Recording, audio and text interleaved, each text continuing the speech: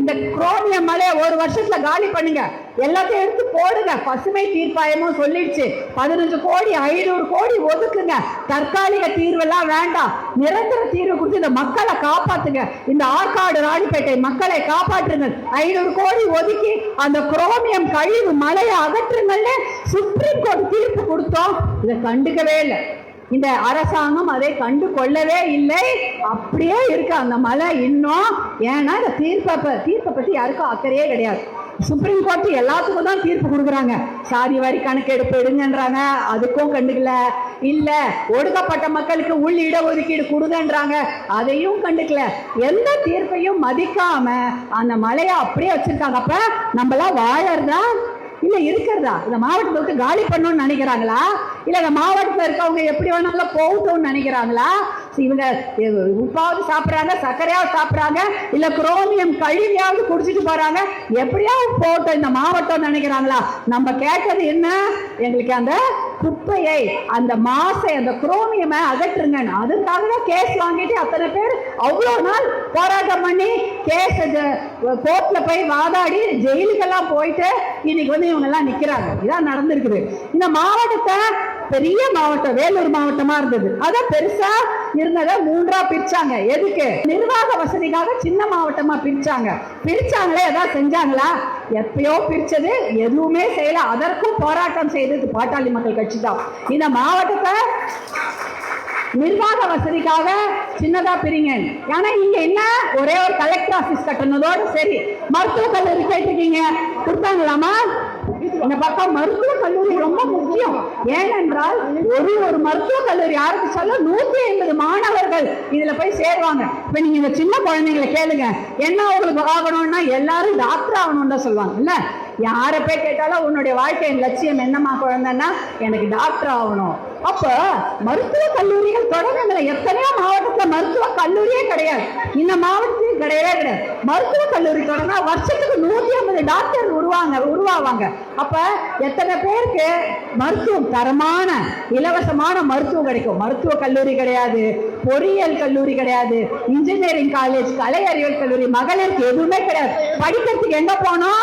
வெளியூர் தான் போனோம். வெளியூரும் போய் படிக்க முடியுமா? ரொம்ப கஷ்டம். அனுப்புவாங்களா? அதை விட கஷ்டம். ஹாஸ்டல்ல சேர்ப்பாங்களா? மாட்டாங்க. ஏன்னா பாதுகாப்பு என்பது தமிழ்நாட்டில் இல்லவே இல்லை. அதுவும் குறிப்பாக பெண்களுக்கும் பெண் குழந்தைகளுக்கும் பாதுகாப்பே கிடையவே கிடையாது. கஞ்சா மாவட்டம் முதல்ல போதை மாவட்டம் எது தெரியுமா? சென்னை போதை தலைநகரமா, 2வது கோயம்புத்தூரா, 3வது நம்ம ராணிப்பேட்டை மாவட்டமா. கஞ்சா அதிகம் புழங்கும் மாவட்டம் ராணிப்பேட்டை சொல்றாங்க. அப்ப யோசிச்சு பாருங்க, நம்ம வீட்டுல நம்ம குழந்தைங்களா இருக்காங்க, அந்த ஆம்பளை பசங்களும் கஞ்சா பழக்கத்துக்கும் டாஸ்மாக்குக்கும் அடிமையாயிட்டாங்க, சாராயத்துக்கு அடிமையாயிட்டாங்க. அதை விட அவர்களால பெண்களுக்கும் பெண் குழந்தைகளுக்கு ஏற்படும் பாதிப்பு அதை விட அதிகம். இப்ப எல்லாருக்கும் தெரியும், கொஞ்சம் சமீபத்துல ஒரு விளையாடிட்டு வர 2 பசங்களை பெட்ரோல் ஊற்றி எரிச்சிருக்கிறாங்க. அதுவும் சின்ன பசங்களே தான். எதுக்காக? போதையில என்ன பண்றோம்னு தெரியல, சண்டையில பெட்ரோல் ஊற்றி 2 இளைஞர்களை எரித்து கொன்ற சம்பவம் நடந்திருக்குது. இதெல்லாம் என்ன? போதை அதிகமாக இருக்கு. நம்ம கேட்டோமா டாஸ்மாக்? நம்ம கேட்டது காலேஜ். என்ன கொண்டு கொடுத்துருக்காங்க? அதிகமாக சாராய கடைகளை திறந்து விட்டுருக்காங்க. 70,000 கோடி வருஷத்துக்கு குடிக்கிறாங்க நம்ம ஜனங்க, நம்ம மக்கள். 70,000 கோடி யாருக்கு காசு? நம்ம வீட்டில் இருக்க வேண்டிய காசு. அதுல ஒரு 10 லட்சம் இருந்தா பொண்ணுக்கு நல்லா கல்யாணம் பண்ணலாம், நல்ல பொண்ணா நல்லா படிக்க வைக்கலாம், வீட்டு கடனை அடைக்கலாம், எவ்வளோ நல்லது செய்யலாம். ஆனா 70,000 கோடி வெறும் சாராயத்துக்கு மட்டும் இந்த ஒரே ஒரு வருஷம் தமிழ்நாட்டில் நம்மளுடைய ஆண் மக்கள் செலவு பண்றாங்க. அது இல்லாத இது வந்து டாஸ்மாக்ல, அது இல்லாத சந்து கடையில, இதுலலாம் இன்னும் 70,000 கோடி, கிட்டத்தட்ட 1.5 லட்சம் கோடிக்கு நம்ம மக்கள் குடிச்சே அழிகிறாங்க. அட நான் கேட்கிறேன், 70,000 கோடி தான் இந்த மக்கள் கொடுக்குது, அதை ஒரு 500 கோடியை கொடுத்து இந்த கெமிக்கல் மலையை அகற்றுங்களேன். 500 கோடி இருந்தா அந்த மலையை அகற்றிடலாமா? அந்த விஷ மலையை ஒரு நன்றி கடன். உங்களெல்லாம் ஓட்டு போட்டு ஜெயிக்க வச்சது அந்த மக்கள் தானே. அந்த மக்களுக்கு விஷத்தையா கொடுப்பீங்க? சாராயமும் கொடுத்து அது ஒரு விஷம், அதற்கு மேல இந்த கெமிக்கல் விஷம். அந்த குரோமியம் மலையை 500 கோடி இருந்தா அந்த குரோமியம் மலையை ஒரே வருஷத்துல தவிடு பொடியாக்கி தூளாக்கி எங்கன்னா குப்பையில கொண்டு போய் கொட்டிடலாம். ஆனா இன்னும் இந்த பகுதியில் வச்சிருக்காங்க, இது கூட பண்ணவே இல்லை. இதுதான் இவங்களுடைய இதுதான் இங்க நடந்து கொண்டிருக்கிறது. இது மனசாட்சியே இல்லை. ஆனா உங்க எல்லாருக்கும் நல்லா தெரியும், இந்த பகுதி மக்களுக்கு பாட்டாளி மக்கள் கட்சி இந்த பக்கத்துல இருக்கவங்க என்ன செய்திருக்காங்கன்னு தெரியும். எத்தனையோ கிராமங்கள் ரயிலே பார்க்காத கிராமங்கள் இருந்தது. ரயில்னா என்னன்னே தெரியாது. அந்த மாதிரி சின்ன சின்ன கிராமங்களுக்கு கூட ரயில் நிலையம், ரயில் நின்று போற அளவுக்கு ஏற்பாடு செய்தாங்க. திண்டிவனம், நகரி, புதுவைக்கு மேம்பாலம் போட்டாங்க. அதுக்கப்புறம் அவரை ஜெயிக்க வைக்கவே இல்லை. 2வது வாட்டி அவர் ஜெயிச்சிருந்தாருன்னா கண்டிப்பா இந்த பக்கம் இன்னும் கூட அவர் ட்ரெயின் வந்திருக்கும். இன்னி வரைக்கும் கூட அரங்க வேலுஜி அவர் ஒரு இணையமைச்சராக தான் ரயில்வே துறையில் இருந்தாரு. அதனால எத்தனையோ சாதனை திட்டங்கள் இங்க இந்த ஆற்காடு வேலூருக்கு கொண்டு வந்தார். ஆனா 2வது முறை அவரை ஜெயிக்க வைக்க முடியாததுனால அந்த சில திட்டங்கள் அப்படியே பாலம் போட்டுட்டு ட்ராக் போடல. அவர் மட்டும் ஜெயிச்சிருந்தா ட்ராக்க போட்டிருப்பாங்க. ட்ராக்க போட்டு இன்னைக்கு அப்படியே சல்லு நீங்க ஏறி உட்காந்து பாஞ்சேரி போயிருக்கலாம். அது மாதிரிலாம் பண்ணியிருக்கலாம். எதுவுமே பண்ணல. அதாவது ஞாபகம் வச்சுக்கோங்க, நல்லவர்களுக்கு வாய்ப்பு கொடுங்க. உங்க வீட்டுக்கு 108 ஆம்புலன்ஸை கொண்டு வந்து கொடுத்தது உங்களுடைய அண்ணன் அன்புமணி. தெரியல உங்களுக்கு? இந்த பக்கத்துல லாலாப்பேட்டை, பானாவரம் ஆரம்ப சுகாதார நிலையங்கள் இருக்கு. ஆரம்ப சுகாதார நிலையம் போயிருக்கீங்களாமா? பிஹெச்சி போயிருக்கீங்களா? ஆரம்ப சுகாதார நிலையம்னா சின்னதா இருக்கும். அது ஒரு டாக்டர் இருப்பாங்க, நர்ஸ் இருப்பாங்க. ஏதாவது உடம்பு சரியில்லை, தலைவலினா மருந்து கொடுப்பாங்க, வயிற்று வலினா மாத்திரை கொடுப்பாங்க. ஆனா இப்ப பானாவரம் லாலாப்பேட்டையில சிசேரியனே நடக்குது. நிறைய குழந்தை பிறப்புகள். இல்லைன்னா ஒரு சிசேரியனுக்கு எவ்வளவு செலவு பண்ணணும்? 1.5 லட்சம் எல்லாம் முடியுமா? ஒரு சாதா டெலிவரி, நார்மல் டெலிவரிக்கே 50,000. ஆனா இங்க உங்களுக்கு அரசு ஆரம்ப சுகாதார நிலையங்கள்ல இலவசமா பிரசவம் பார்த்துக்கலாம். உங்களை கூட்டிட்டு போறதுக்கு இலவசமா 108 ஆம்புலன்ஸ். போன் பண்றீங்க, அண்ணா எனக்கு வயிறு வலிக்குது, எனக்கு பிரசவ வலி, உயிர் போகுது, என்னை யாராவது கூட்டிட்டு போங்கன்னா முதல்ல எதுக்கு போன் பண்ணுவாங்க? 108 ஆம்புலன்ஸ் பண்ணோன்னே உங்க அண்ணன் உங்க ஊருக்கு, உங்க வீட்டு வாசலுக்கே கொண்டு வந்ததுதான் அந்த 108 ஆம்புலன்ஸ் என்ற வண்டி. உங்க அன்புமணியான உங்களுக்காக தான் அதை கொண்டு வந்தாரு. ஐயோ என் தங்கச்சிங்க இருக்கு, கிராமத்துல திடீர்னு வலி வரும், அவங்களுக்கு பாம்பு கடிச்சிடும், குழந்தைங்களுக்கு ஏதோ உடம்பு சரியில்லாத ஆயிடுச்சுன்னா யாரை கூப்பிடுவாங்க? ஆம்பளைங்களா வேலைக்கு போயிட்டு இருப்பாங்க, தனியா இருப்பாங்க.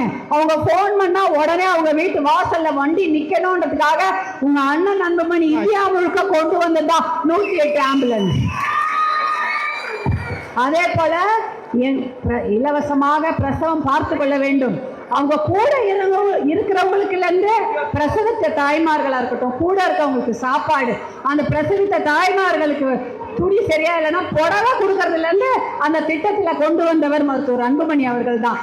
இதெல்லாம் உங்களுக்காக கொண்டு வரப்பட்ட திட்டங்கள். ரயில்வே திட்டங்களா இருக்கட்டும், நல்ல நல்ல சுகாதார திட்டங்களை எல்லாம் கொண்டு வந்தது பாட்டாளி மக்கள் கட்சியும் மருத்துவர் அன்புமணி ராமதாஸ் அவர்கள் தான். அதனால தங்கச்சிங்களாங்க நீங்கெல்லாம், தாய்மார்கள், உங்களையும் நான் கேட்கிறேன். உங்களுடைய அன்பு பாட்டாளி மக்கள் கட்சியின் தலைவர், அன்பு சகோதரர் அன்புமணி அவர்கள் பின்னால் நீங்க எல்லாம் ஒற்றுமையாக இருந்தா இந்த மதுவையும், இந்த புகை போதையும், இந்த சாராயத்தையும் இந்த தமிழ்நாட்டை விட்டு ஒழிச்சு கட்டிடலாம். ஒழிச்சு கட்டுமா? சாராய கடை வேணுமா? மருத்துவ கல்லூரி வேணுமா? மருத்துவ கல்லூரி வேணும். இவங்க என்ன பண்ணுவாங்க? செங்கலை வைப்பாங்க, போட்டோ எடுப்பாங்க, அதோட மருத்துவ கல்லூரி ஓவர். ஒரு செங்கல்ல மருத்துவ கல்லூரி கட்டிட முடியுமா? எதுவுமே பண்ண மாட்டாங்க. ஆனா உங்களுக்கு மருத்துவ கல்லூரிகளை, எத்தனையோ கல்லூரிகளை எல்லாம் தொடங்கினா எத்தனையோ டாக்டர்ஸ் வருவாங்க. உங்களுக்கு காலேஜ் வேணும், பசங்க பத்திரமா படிக்கணும். இந்த பள்ளிக்கூடத்துக்கு இந்த பெண்கள் போகும்போது தைரியமா நம்ம அனுப்பணும். நல்லபடியா நம்ம பொண்ணு போவோம், ஸ்கூலுக்கு போவோம், காலேஜுக்கு போவோம், பத்திரமா வீட்டுக்கு வந்து சேர்ந்துடும். இந்த போதை பழக்கம் இருக்கிறதுனால பயம் தானே, எப்படா வீட்டுக்கு வரும், பத்திரமா வருதா, வழியில பஸ் நின்றுச்சுன்னா எப்படி வரும், எவ்வளவு பயம் இருக்கு. பாதுகாப்புன்றதே கிடையவே கிடையாது. ரொம்ப பயந்து தான் இந்த குழந்தைங்களெல்லாம் அனுப்பணும். அதனால நீங்க எல்லாம் ஒற்றுமையாக மருத்துவர் அன்புமணி அவர்கள் பின்னால் நிற்க வேண்டும். பாட்டாளி மக்கள் கட்சிக்கு உங்களுடைய ஆதரவை என்றைக்கும் நீங்க தர வேண்டும். உங்களுடைய ஹீரோ இங்கதான் நிக்கிறாங்க. உங்களுக்காக போராட்டம் பண்ணி ஜெயிலுக்கு போனவங்க, கேஸ் வாங்கினவங்க, நீதிமன்றத்துக்கு போனவங்களே இந்த மேடையில் நிக்கிறாங்க. அவர்களுக்கு உங்களுடைய ஆதரவை கொடுங்கன்னு கேட்டு, இந்த தேர்தல் மட்டுமல்ல எல்லா தேர்தலையும், அதே போல உள்ளாட்சி தேர்தல் வரும். நீங்க எல்லாம், ஏன்னா தமிழ்நாட்டில் பொறுத்த வரைக்கும் உள்ளாட்சி மெம்பர்களாகவும் உள்ளாட்சி உறுப்பினர்களாகவும் மகளிர் தான் ஆறாங்க. 70% மகளிர் கவுன்சிலராகவோ வார்டு மெம்பராகவோ ஒன்றிய கவுன்சிலராகவோ சேர்மனாலாம் ஆகுறாங்க. நகராட்சி கவுன்சிலர், ஊராட்சி கவுன்சிலர் எல்லாம் ஆளானீங்க. ஒரு 500 ஓட்டு வாங்கினா போதும், ஒரு 300 ஓட்டு வாங்கினா போதும். வார்டு மெம்பர் ஆடா என்ன பண்ணிக்கலாம், உங்க ஊருக்கு எதாவது வேணா நீங்களே செய்துக்கலாம் இல்லையா? அதனால்தான் இந்த மீட்டிங்ல உங்களுக்கு எதுக்கு போடுறது, உங்களுக்கு பவர். பெண்களுக்கு எவ்வளவு பவர் இருக்குன்னு உங்களுக்கே தெரியல, அதுதான். அதனால உங்க கையில பவர் இருக்கு, அதை வைத்துக் கொண்டு நீங்க தேர்தலில் நல்ல முடிவு எடுக்க வேண்டும். மதுக்கடையும் சாராய கடையும் போதையும் தமிழ்நாட்டை ஒழிக்கக்கூடிய மருத்துவர் அன்புமணி பின்னாலும் மாபல் சின்னம் பின்னால் தான் நீங்க இருக்க வேண்டும். அதே போல உங்களுக்காக உங்க அன்புமணியும் என்னைக்கும் இருப்பார், நானும் உங்களுக்காக என்னைக்கும் இருப்பேன். இந்த மாவட்டத்துல பசுமை தாயக நிகழ்ச்சி அவ்வளோ பண்ணியிருக்கோம், எத்தனை பண்ணியிருக்கோம் கணக்கே கிடையாது. நான் எத்தனையோ முறை அப்பெல்லாம் எப்படியோ 98, 99 நான் முதல்ல இங்க வந்து அந்த மாவட்டத்தில் பசுமை தாய் நிகழ்ச்சி நடத்துறது 98ன்னு நினைக்கிறேன். படிப்பகம் திறந்து வச்சாருன்னா பசுமை தாய் நிகழ்ச்சிகள் தொடர்ந்து நாங்கள் செய்து கொண்டிருக்கிறோம். இந்த மாவட்டத்துக்கு அடிக்கடி வருவோம். ஏன்னா இந்த மாவட்டத்தை சுற்றுச்சூழல் வாழத்தகுந்த மாவட்டமாகவே இதை வைத்துக் கொள்ளவில்லை. இந்த கெமிக்கல் மலை, சாயப்பட்ட கழிவு, இது மாதிரி எத்தனையோ கொடுமைகள் இந்த மாவட்டத்துக்கு நடந்து கொண்டிருக்கிறது. அதையெல்லாம் தடுத்து நிறுத்த வேண்டும் என்றால் நீங்கள்லாம் ஒற்றுமையாக மருத்துவர் அன்புமணி அவர்கள் பின்னாலும் அவருடைய சகோதரர்கள் சகோதரிகளாக எல்லார் பின்னாலும் நீங்க நிற்க வேண்டும்.